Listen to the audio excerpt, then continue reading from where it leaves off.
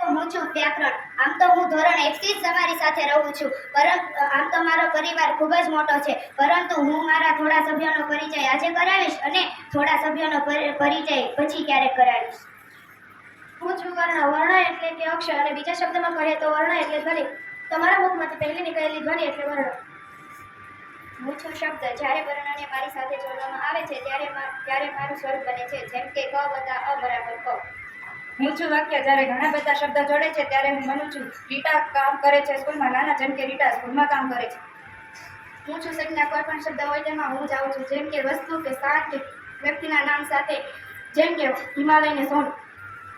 હું છું સર્વનામ. સર્વનામ એટલે સંજ્ઞાની બદલે વપરાય તેને સર્વનામ કહેવાય, જેમ કે રમેશ ખાય છે તેની બદલે તે ખાય છે તેમ પણ કહી શકાય. નમસ્તે. હું છું કાળ. કાળ એટલે સમય. હું તમારો સમય છું. વીતેલો સમય એટલે તમારું ભૂતકાળ. ચાલનાર સમય એ તમારું વર્તમાન કાળ છે, અને આવનાર સમય એ તમારું ભવિષ્ય હશે.